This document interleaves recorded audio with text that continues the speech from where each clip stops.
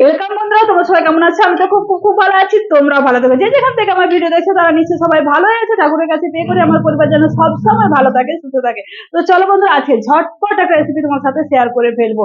তোমরা অবশ্যই কিন্তু বানিয়ে করে খেতে দেবো। তোমরা হয়তো বেশিরভাগ যদি বকবক করে, একদমই না, বকবক করবো না। তো চলো রেসিপিটা কি তোমাদের সাথে শেয়ার করে ফেলি। আজকে বানাবো একটা তোমাদের সাথে মাছের রেসিপি, তোমাদের সাথে শেয়ার করবো। তো আমরা তো অনেক রকমের, আমরা যে বলো না কেন, আমরা তো অনেক রকমের রেসিপি বানিয়ে খাই। তো এইভাবে একবার রেসিপিটা অবশ্যই বন্ধুরা তোমরা কিন্তু একবার বানিয়ে করে খাও। তো বন্ধুরা, এখানে দেখো খানিকগুলো মাছ আমি নিয়ে নিয়েছি। এখানে আজকে আমি তেলাপিয়া মাছ দিয়ে বানাবো। তোমরা চাইলে যে কোনো মাছ দিয়ে তোমরা বানিয়ে নিতে পারো। এখানে কিন্তু আমি এখানে তেলাপিয়া মাছ নিয়েছি, আর দুটো এক্সট্রা মাছ আমার পিস মাছ ছিল, সেগুলো আমি নিয়ে নিয়েছি। তোমরা চাইলে কেউ কাতলা মাছের পেটি দিয়েও বানাতে পারো, রুই মাছ দিয়েও বানাতে পারো। তো আজকে আমার কাছে যেহেতু টাটকা তেলাপিয়া মাছ পেয়েছি, আজ আমি তেলাপিয়া মাছ দিয়ে বানাবো। তো দেখো, মাছের জন্য আমি আধখানা লেবু নিয়েছি। মাছের মধ্যে যে একটা আষ্টে ভাব গন্ধ থাকে, সেই গন্ধটা কেটে যাওয়ার জন্য একটু লেবু দিয়ে দিচ্ছি, লেবুর রস এখানে চিপে দিয়ে দিচ্ছি। আর এখানে কোনো রকম কিন্তু আমি হলুদ ব্যবহার করব না। তো দেখো, আর এখানে নিয়ে নিয়েছি সামান্য মাছের আন্দাজ অনুযায়ী নুন নিয়ে নিয়েছি। তো মাছটা খুব ভালো করে এইভাবে ম্যারিনেট করে নেবো। নুন আর কাগজি লেবুর যে রসটা দিলাম, তারপর 10 মিনিটের জন্য এটা রেস্টে রেখে দেবো। তো চলো খুব ভালোভাবে মাখিয়ে নিই, 10 মিনিটের জন্য রেস্টে রেখে দিই। তো বন্ধুরা দেখো, মাছটা কিন্তু 10 মিনিট রেস্টে আমি রেখে দিয়েছি। আমার কাছে 5 মিনিট এখনো সময় আছে, 5 মিনিট হলো, আরো 5 মিনিট পর এটা ব্যবহার করব। তো আর এখানে দেখো নিয়েছি, এটা কিন্তু একদমই স্কিপ করা চলবে না, এটা কিন্তু দেবে অবশ্য। বড় চামচের 1 চামচ নিয়ে নিয়েছি দেখো সাদা তিল। এটা সাদা তিল নিয়ে নিয়েছি, আর কয়েকটা দেখো নিয়ে নিয়েছি কাজু বাদাম। একটা হয়তো কিশমিশ হয়তো পড়ে গেছে, কিশমিশটা কিন্তু আমি ব্যবহার করিনি, তো একটা পড়ে গেছে বলে রয়ে গেছে। তো এখানে দেখো 6টা আমি কাজু বাদাম নিয়েছি, আর বড় চামচের 1 চামচ নিয়েছি সাদা তেল। তো এটাও মিনিট 10-এর মতো ভিজে যাক, তারপর 10 মিনিট ব্রেক নিয়ে তোমাদের কাছে আবার ফিরে আসছি। তো 10 মিনিট ব্রেক নিয়ে তোমাদের কাছে আবারও হাজির হয়ে গেলাম। দেখো এখানে নিয়েছি আমি সাদা তেল। তোমরা চাইলে সর্ষের তেলও করতে পারো। তো বন্ধুরা, এটা কিন্তু সাদা তেলে খুব ভালো হয়। তো চলো 10 মিনিট রেস্টে রাখার পর মাছটা নিয়ে হাজির হলাম তোমাদের কাছে। তো চলো এইভাবে কাতলা মাছ নয়, এটা এটা তেলাপিয়া মাছ। এইভাবে করবে, একটা একটা করে বেশ ভালো করে মাছগুলো ভেজে নেবো। মাছ যাতে ফুটে না আসে যায় তার জন্য ঢাকাটা দিয়ে দিচ্ছি, কিন্তু কোনো রকম হলুদ আমি ব্যবহার করিনি। তো চলো, এখানে দুটো মাছ তোমাদেরকে তো বারবারই বললাম আমার এক্সট্রা ছিল, তো ওই জন্য আমি দিয়ে দিয়েছি। তোমরা চাইলে কিন্তু যে কোনো মাছ দিয়ে বন্ধুরা বানিয়ে নিতে পারো। তো বন্ধুরা দেখো, মাছগুলো কিন্তু আমি খুব ভালোভাবে দেখো ভেজে নিচ্ছি। আর এইভাবে তোমরা কিন্তু ভালোভাবে ভেজে নেবে। হলুদ কিন্তু একদমই ব্যবহার করছি না, তোমরা চাইলে যদি হলুদ দাও তো দিতে পারো, কিন্তু হলুদ আমার মনে হয় যে হলুদ না দেওয়াটাই বেস্ট। চলো একই রকম ভাবে সব মাছগুলো ভেজে নেবো।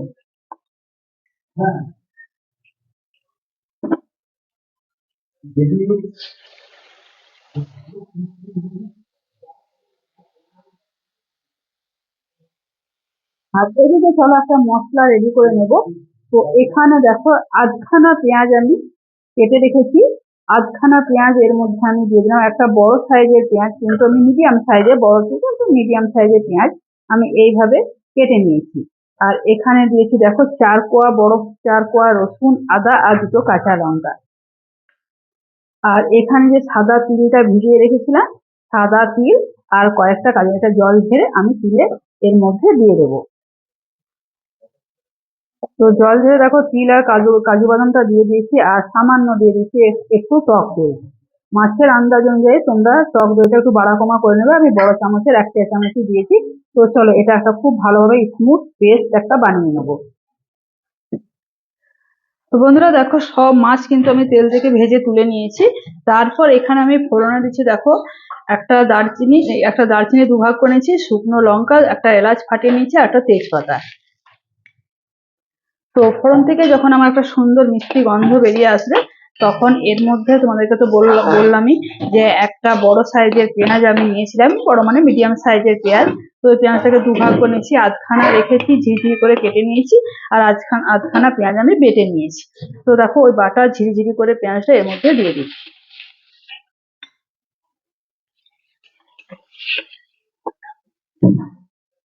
পেঁয়াজটা একটু বেশ ভালো করে, যেমন বেরেস্তার যেমন পেঁয়াজ ভাজা হয় তো এরকম ভাবে পেঁয়াজটা ভেজে নেব। আর এদিকে কিন্তু আমার মশলাটা পেস্ট বানানো হয়ে গেছে। তো চলো পেঁয়াজটা ভাজা অবধি অপেক্ষা করি, একটু ভালো করে কালার ধরে যেমন বেরেস্তার পেঁয়াজ হয় সেরকম ভাবে কিন্তু তোমরাও ভেজে নেবে। চলো দেখাই আমি কতটা ভাজবো পেঁয়াজটা। তো বন্ধুরা দেখো পেঁয়াজটা একদম আমি বেরেস্তার মতো ভেজে নিয়েছি। এরপর এর মধ্যে দিয়েছি এই বেটে রাখা মশলাটা। আর একটা দেখায় সাইডে বসিয়ে দিয়েছি দেখো গরম জল। তো এখান থেকে একটু গরম জল নিয়ে খুব ভালোভাবে মিক্সিজারটা ধুয়ে এর মধ্যে দিয়ে দেবো। এরপর খুব ভালো করে কিন্তু এইভাবে নাড়িয়ে ছাড়িয়ে নেবো। একটুখানি 2 মিনিটের মতো নাড়াবো যাতে আদা রসুন যে পেঁয়াজের যে কাঁচা গন্ধটা আছে সেই গন্ধটা বেরিয়ে যাবে। এখন কিন্তু একদমই ঢাকা দেবো না, তোমরা কিন্তু ঢাকা দেবে না, এইভাবে কিন্তু নাড়িয়ে যাবে। যেহেতু কাজু বাদাম দেওয়া আছে, সাদা তিলটা যে দেওয়া আছে, তো এটা তলায় লেগে যাবার সম্ভাবনা থাকবে। তো তার জন্য বন্ধুরা ঢাকা কিন্তু একদম দেবে না, এইভাবে কিন্তু তোমরা অবশ্যই মিনিট 2-1 মতো নাড়িয়ে নেবে। বন্ধুরা দেখো খুব ভালোভাবে কিন্তু মিনিট 2-1 মতো আমি নাড়িয়ে নিয়েছি। দেখো তেল সুন্দরভাবে তেলও রিলিজ করতে শুরু করে দিয়েছে। এরপর এখানে আমি কিছু মশলা অ্যাড করব। তো তার মধ্যে নিয়েছি দেখো ধনে পাউডার নিয়ে নিচ্ছি 1/2 চা চামচ। আর এখানে এটা কালারে লঙ্কা একটু লাল লাল হবে বলে, কালারটা আসবে বলে দিয়েছি। আর স্বাদ মতো নুন দিয়েছি। নুনটা মাথায় রেখে দেবে, কেননা ভাজার সময় মাছে আমি অলরেডি নুন দিয়েছি। আর যেহেতু টক দই দিয়েছি, টকটাকে ব্যালেন্সের জন্য কয়েক দানা দিয়ে দিয়েছি চিনি। চিনিটা তোমরা চাইলে স্কিপ করে যেতে পারো, কিন্তু একটু ব্যালেন্সটা যেন ঠিক থাকে তার জন্য চিনিটা একটু দেওয়া দরকার। তো চলো এইভাবে খুব ভালো করে এবার লো ফ্লেমে ভালো করে মশলাটা কষিয়ে নেবে। একদম আঁচটা লো ফ্লেমে রেখে দিয়েছি। খুব ভালোভাবে চলো আরো 2 থেকে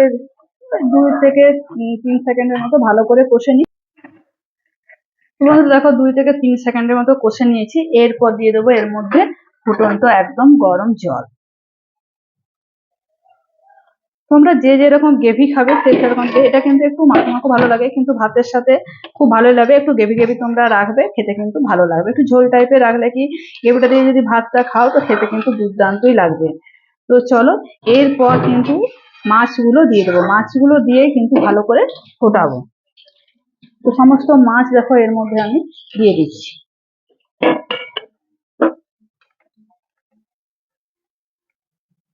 চলো মাছগুলো দিয়ে আর একটু ফুটিয়ে নেবো। ওই মিনিট 2-1 মতো ফোটাবো ঢাকাটা দিয়ে। তো মাছটা এদিকে দেখো ফুটতে ফুটতে আরেকটা এদিকে ফ্রাই প্যান বসিয়ে দিলাম। ফ্রাই প্যানের মধ্যে দিয়েছি দেখো 1/2 চা চামচ গোটা ধনে, 1/2 চা চামচ সাদা জিরে, কাঁচা জিরে, এটা কাঁচা ধনে কাঁচা জিরে, আর 2টো শুকনো লঙ্কা। একটু ড্রাই রোস্ট করে নেবো, কিন্তু বেশি কিন্তু বন্ধুরা একদমই ভাজবে না, বেশি ভাজলে তেতো হয়ে যাবে। তো সামান্য যে পুটপুট করে আওয়াজ উঠবে সে অফ করে দেবে। বন্ধুরা দেখো ধনে আর জিরে আর লঙ্কা আমার হয়ে এসছে, আমি গ্যাসের ফ্লেম আমি অফ করে দিচ্ছি। এর মধ্যে নাড়লে বাকিটা হয়ে যাবে, বেশি ভাজলে কিন্তু একদম তেতো হয়ে যাবে, রান্নাটার স্বাদও বাজে চলে আসবে। তো চলো এটা ঠান্ডা করে নিই। চলো ঢাকাটা খুলে তোমাদেরকে দেখায়। দেখো মাছ আমার কি সুন্দর ফুটতে শুরু করে দিয়েছে। এরপর এর মধ্যে এখানে দিয়ে দিয়েছি খানিকটা ধনেপাতা।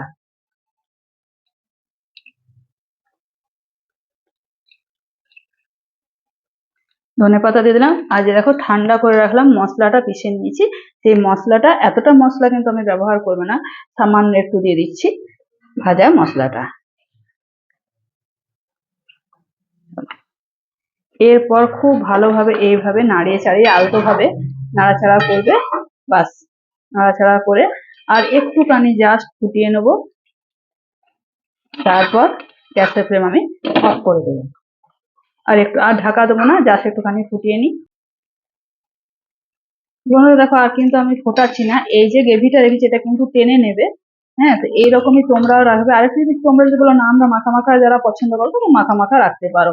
তো আমি একটু গ্রেভিটা দিয়ে ভাতটা খাওয়া হবে বলে ভাল লাগে, খুবই ভালো লাগে গ্রেভিটা দিয়ে ভাত খেতে, তার জন্য আমি একটু গ্রেভি গ্রেভি রাখলাম। তো চলো গ্যাসের ফ্লেম আমি অফ করে দিচ্ছি। 5 মিনিট আমার অন্তত স্ট্যান্ডিং টাইমে থাক, তারপর একটা থালার মধ্যে সার্ভ করে তোমাদেরকে দেখাবো। তো 5 মিনিট ব্রেক নিয়ে তোমাদের কাছে আবারও হাজির হলাম। চলো ঢাকনাটা খুলে দেখায়। দেখো কত সুন্দর আর কত লোভনীয় বন্ধুরা দেখতে হয়েছে। অবশ্যই কিন্তু তোমাদেরকে বারবার বলছি, আমার মতো করে একবার বানিয়ে খাওয়ার অনুরোধ রইলো। তো বন্ধুরা, এই মাছের রেসিপি তোমাদের কেমন লাগলো অবশ্যই তোমরা কিন্তু আমাকে কমেন্ট করে জানিও। আমার তো এখন একটা অনেক বড় পরিবার হয়ে গেছে, এখন মানে তোমরা এত ভালোবাসা দিচ্ছ, এত ভালোবাসা দিয়ে আমাকে এত এগিয়ে নিয়ে যাচ্ছ, আমার বলার কোনো ভাষা নেই। যারা আমার রিসেন্ট নতুন বন্ধু হয়ে উঠছো তারা চ্যানেলটাকে সাবস্ক্রাইব করে বন্ধু পরিজনের কাছে শেয়ার করে আমার পাশে থেকো। তো বন্ধুরা, সবাই ভালো থেকো, সুস্থ থেকো।